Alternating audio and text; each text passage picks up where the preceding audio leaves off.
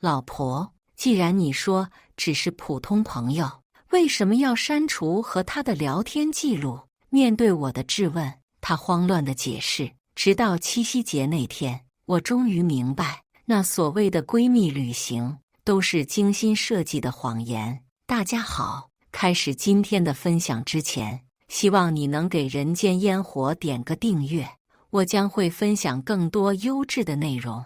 我叫陈凯芝，是一名普通的上班族，和大多数人一样，每天朝九晚五，工资不算高，但也能养家。我的妻子李可欣在家做兼职，负责照顾家庭。我们是大学同学，毕业后结婚，在朋友眼中是令人羡慕的模范夫妻。至少在周星出现之前是这样的。那天是个普通的周末，我和可欣在商场逛街，突然一个穿着考究的男人朝我们走来。可欣，真的是你啊？那人一脸惊喜。星哥。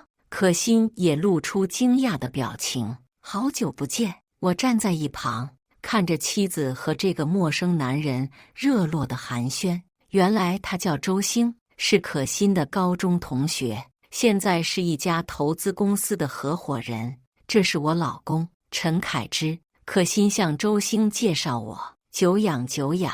周星伸出手，可欣以前经常提起你。我礼貌地和他握手，却总觉得哪里不对劲。从那天起，周星开始频繁出现在我们的生活中，一会儿说要请我们吃饭，一会儿又说带可欣去看画展。每次我因为工作推脱，他们就会单独出去。老婆，你和周星见面的次数是不是太频繁了？一天晚上，我忍不住问道。星哥只是老同学呀。可欣继续刷手机。再说了，他对我们这么好，请吃饭送礼物的，你还有什么不满意的？是啊，周星确实很大方，送可欣限量版包包，带她去高档餐厅，甚至连我的生日他都记得，送了一块名表。但这些好意却让我越发不安。有一次，我下班回家早，发现可欣正在试一条新裙子，那是一条价值不菲的连衣裙。款式很新，这裙子挺贵的吧？我问。还好啦，打折的时候买的。可欣看都没看我一眼，继续对着镜子转圈。第二天，我在她的购物 App 上找到了这条裙子的原价，5000多。以我们家的经济条件，绝对买不起。那这裙子是从哪来的？答案呼之欲出，可我不敢细想。我开始留意可欣的一举一动，她的手机设了密码，但有时候会粗心大意。一天深夜，趁她洗澡的时候，我看到了她和周星的聊天记录。周星，明天我去接你。可欣，好啊，老地方见。周星，穿上那天买的裙子，一定很美。可欣，讨厌。看着这些暧昧的对话，我的心揪成一团。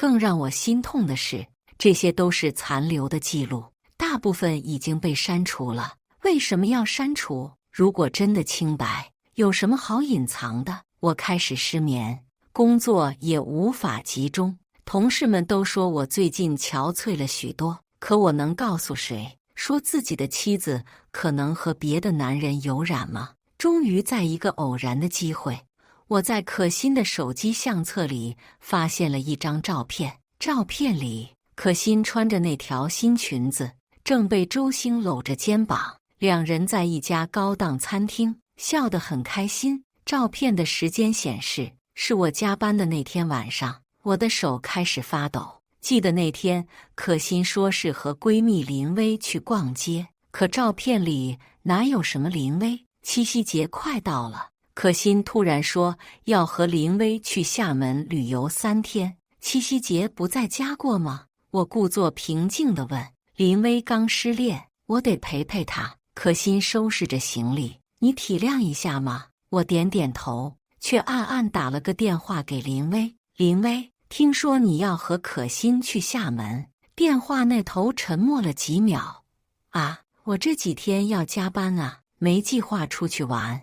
我的心一下子沉到谷底。果然，又是一个谎言。林薇，我想和你聊聊。我的声音有些发抖。凯之，我早就想告诉你了。林薇叹了口气。可心最近是有点不对劲，我劝过他很多次，但他说我太大惊小怪。你知道些什么？上周我在金茂大厦看到他和周星一起吃饭，两个人有说有笑的。我本来想上去打招呼，但看他们的样子，而且林薇顿了顿，周星好像送了他一条钻石手链。我的手紧紧握着电话，指节发白。那条手链我见过，可心说是他自己买的仿品。原来这也是谎言。凯之，你别太难过，可能他们真的只是普通朋友呢。林薇试图安慰我。林薇，你觉得普通朋友会送价值几万的手链吗？会大半夜还在聊天说穿新裙子好不好看吗？我苦笑道。更何况他现在连七夕节都要和他一起过。挂了电话，我瘫坐在沙发上，记忆如潮水般涌来。记得上个月，可心说要去参加同学聚会，那天她精心打扮，还特意喷了香水。我后来才知道，所谓的同学聚会，就只有她和周星两个人。再往前，她开始频繁出入高档商场和餐厅。每次我问起，她总说是朋友请客。可他的朋友什么时候都变得这么阔气了？想起我们的第一次约会，在学校后面的小饭馆，可心说只要能和我在一起，去哪里都行。那时的他还不会在意餐厅的档次，不会渴望奢侈品。现在呢，周星能给他的都是我给不起的，名牌包包、高档餐厅、钻石首饰，这些东西就这样轻易地撬动了他的心。七夕节那天，我特意请了假，在家等他回来。晚上8点，可心拖着行李箱回来了，她身上还带着淡淡的香水味，是我没闻过的味道。老公，怎么在家呀？她似乎有些慌乱。公司不是很忙吗？我默默地递给她一叠照片，那是她和周星的合影，有的是在餐厅，有的是在商场，还有一张是他们在一家酒店的大堂。照片是我托朋友帮忙调查得来的。可心的脸色瞬间变得煞白。行李箱打开看看，我冷冷地说。他僵在原地，不敢动作。我上前一步，拉开了行李箱的拉链，里面有几件新衣服，还有一个包装精美的礼品盒。这是什么？我拿起礼品盒，不是你想的那样。他急忙解释，星哥他只是……星哥，我冷笑一声，你们关系很好啊，好到连七夕节都要一起过。你当我是傻子吗？我的声音越加低沉起来。删聊天记录，撒谎说和林薇出去收别人的贵重礼物。李可心，你对得起我吗？可心终于崩溃了。对不起，可是他对我真的很好，他懂我想要什么，也愿意给我想要的生活。所以呢？所以你就可以背叛我们的婚姻。我打断他，你还记得我们结婚时的誓词吗？我没有背叛，我们真的只是朋友。他激动地辩解。朋友？我冷笑着打开礼品盒，里面是一对情侣手表，配套的那种。可心瘫坐在地上，再也说不出话来。离婚吧，我平静地说。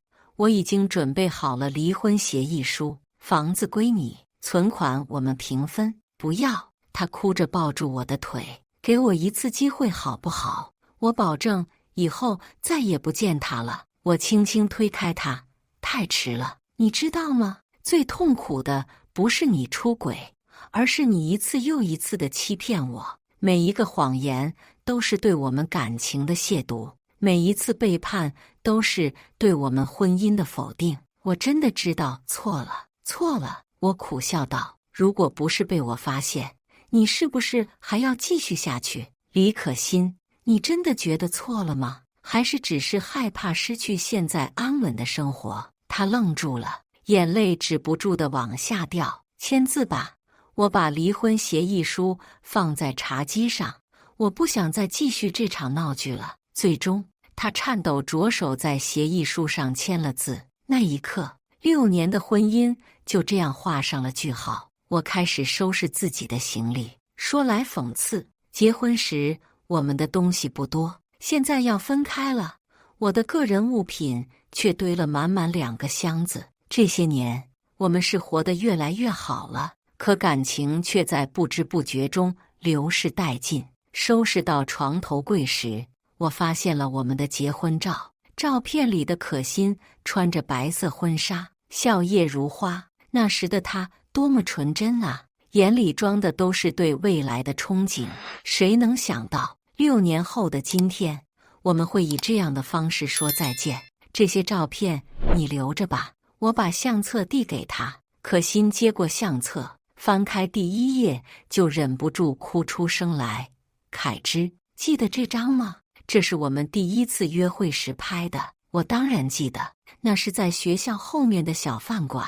可心说那里的红烧肉是她吃过最好吃的。其实那家店的菜很一般，但因为是和她一起吃的，所以显得格外美味。还有这张，她继续翻着，这是你第1次送我生日礼物。那条围巾我一直留着。够了，我打断她的话。现在说这些还有什么意义？我真的知道错了。他抬起泪眼看我，给我一次机会好不好？我可以戒掉名牌包，不去高档餐厅，也不收任何人的礼物。问题不在这里。我苦笑道，你觉得我是在意这些物质的东西吗？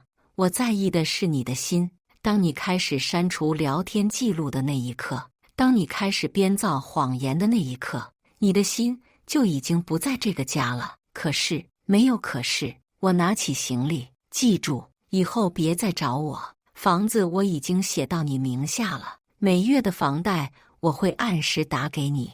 为什么对我这么好？可心哽咽着问。我做了这么过分的事，因为我答应过你父母要照顾好你。虽然我们离婚了，但这个承诺我会继续履行。我看着他憔悴的脸，好好生活吧，别辜负了自己的青春。走出家门的那一刻，我的泪水终于决堤。6年的点点滴滴，像放电影一样在脑海中闪过。我们一起吃过的路边摊，一起看过的日出，一起度过的每一个平凡的日子，都在这一刻变得格外珍贵。我搬到了公司附近的一个小区，同事们都很关心我，但我只说是和妻子感情不和，毕竟这种事说出来也只会让人笑话。1个月后，我在公司楼下遇到了周星。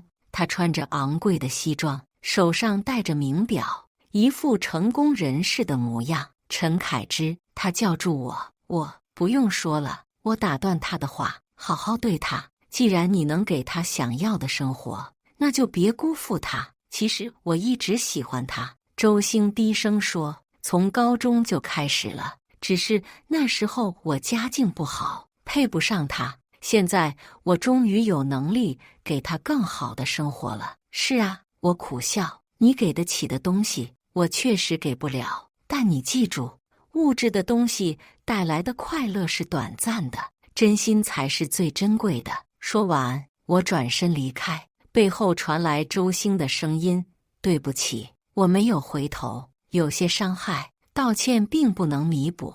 半年后，我听说可心和周星在一起了，他们经常出入高档场所，过着锦衣玉食的生活。可我总觉得那不是原来的可心了，那个在学校小饭馆都能开心大笑的女孩，那个说只要能在一起去哪都行的女孩，已经永远的消失了。生活还要继续，我开始专注于工作，很快就得到了升职。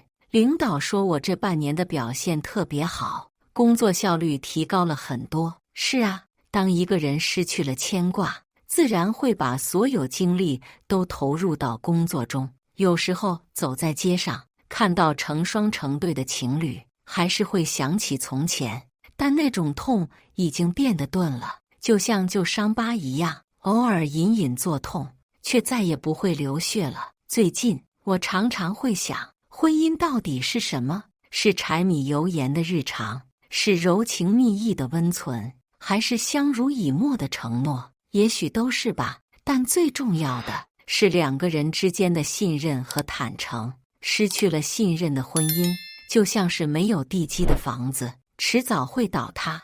而那些隐瞒和谎言，就是一把把锋利的刀，一点一点割断两个人之间的羁绊。现在我终于明白，有些路走错了，就再也回不去了。就像那场突如其来的雨，冲刷掉了所有的温情，也冲散了我们曾经的誓言。但我不后悔，至少我用自己的方式维护了最后的尊严。也许有一天，我会遇到一个真正懂得珍惜的人，到那时，我依然会相信爱情，依然会勇敢地去爱。毕竟，生活和爱情一样，都需要坦诚和勇气。以上就是今天分享的故事。